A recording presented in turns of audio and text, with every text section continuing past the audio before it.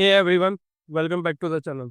In this video, we are diving into two important hooks in modern React and Next.js that we called useFormStatus versus useActionState.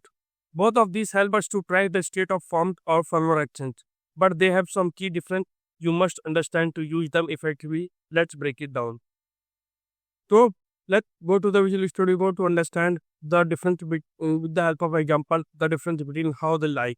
So, here you can see that first of all we go for the useActionState. Here you can see that we have already used the useActionState. In useFormStatus, if you go to the useFormStatus, here you can see that we get a pending state. Means it gives us the pending state. This is only for form submission.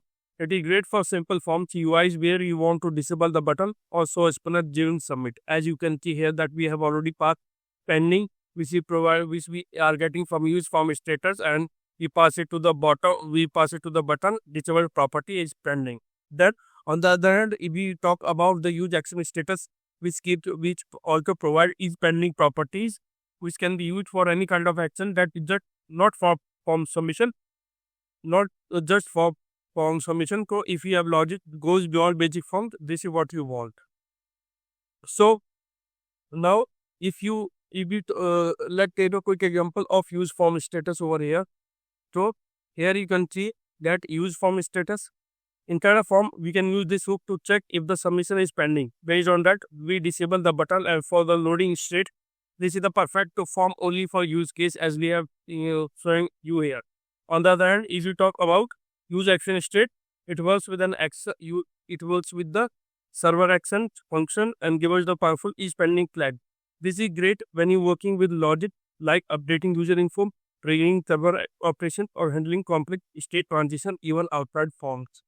So if we talk about that how they both, what are the both differences in between, let's go to the slide. The purpose of both these hooks are that both help to detect whether a form or action is being submitted, used for disabling submit button or showing loading indicator. So what are the basic key differences between that? If we talk about useFormStatus, it basically tracks form submission only, designed to live inside the form, great for form specific button and loaders, while with respect to useActionState, it works with any server action, not inside just form. It will also work outside the form. It can be used outside of the form too, ideal for reusable logic and loading states. So here is a quick summary showing the key difference between the useFormStatus and useActionState.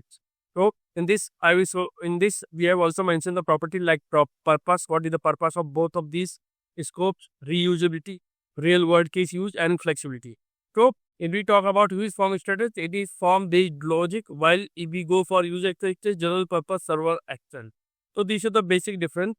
So if we go with useFormStatus, when you are working with strictly inside a form and need simple loading control, then we go for the useFormStatus, while choosing useActionState when you want flexibility, reusable logic, and need to track other server action beyond form submission. Is that simple?